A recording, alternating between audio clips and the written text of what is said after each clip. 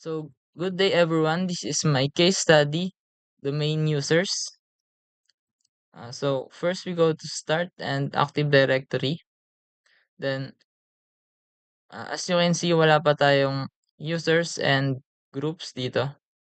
So, i-mount lang natin yung script to add users and groups.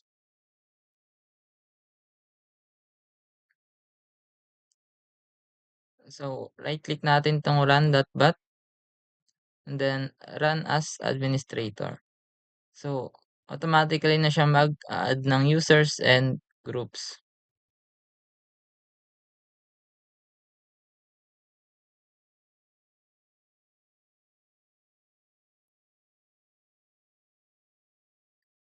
And then refresh lang natin tong Active Directory.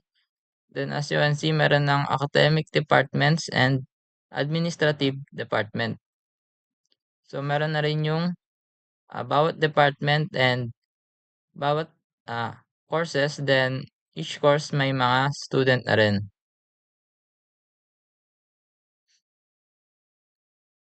And BT-BTE.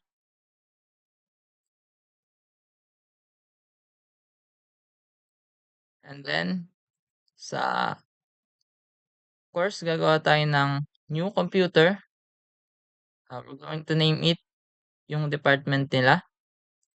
So sa requirements, need gumawa ng workstations that were assigned to their respective department and offices.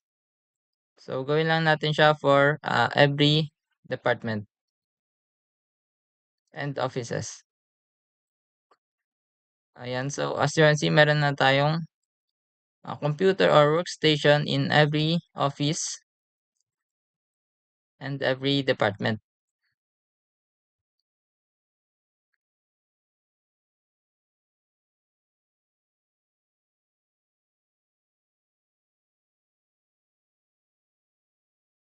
So after nun, select natin lahat ng students inside and then right-click properties, account, then log on hours. So isa-set natin yung log on permitted. So based sa requirements is 7:45 to 8:45. So dito, set natin siya to 7 a.m. to 9 a.m.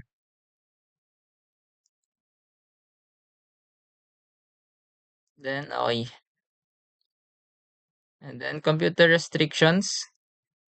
So, ilalog on to lang natin siya sa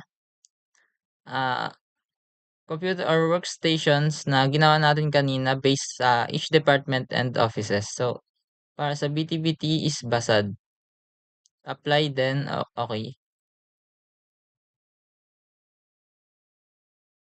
So, gagawin natin siya for every courses and every offices.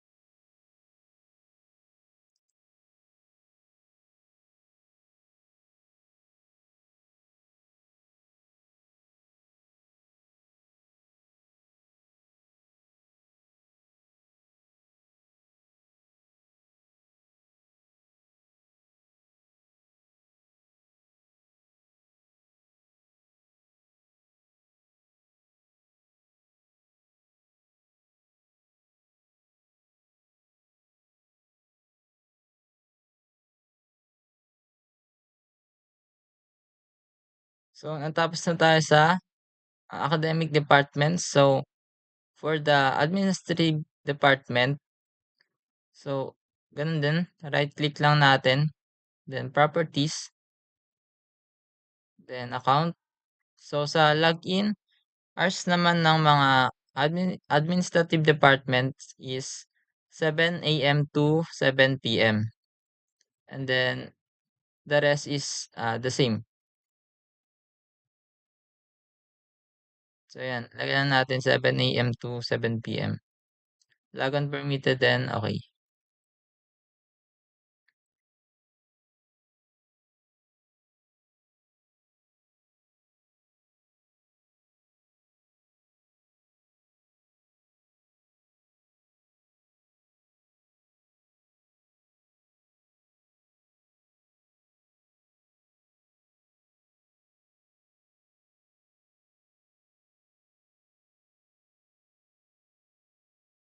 So yan, nagawa na natin lahat.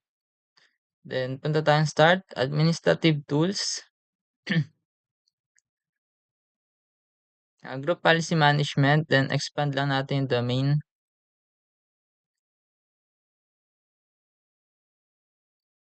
So dito right click natin yung academic department and then create a GPO. So lalagyan natin academic password.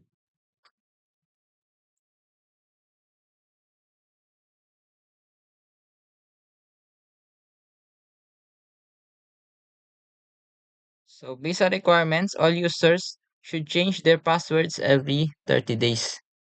So pag nagawa natin yan, right click, edit, and then computer configuration, policies. So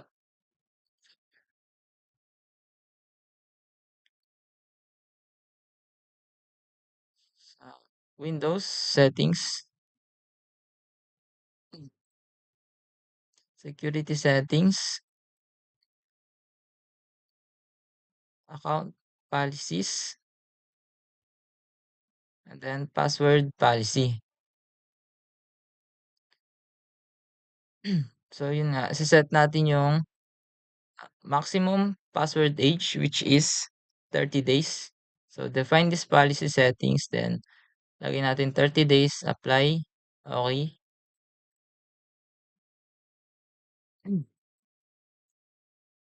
Then okay.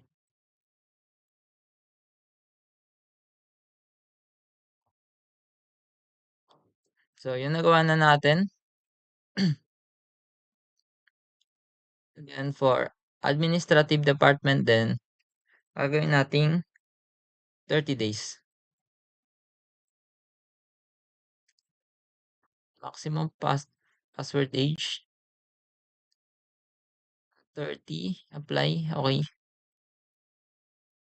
Okay ulit. So yan, na-set na natin sa 30 days yung password age, then nakapaglagay na rin tayo ng domain users, departments, and workstations. So yun lang guys, thank you for watching.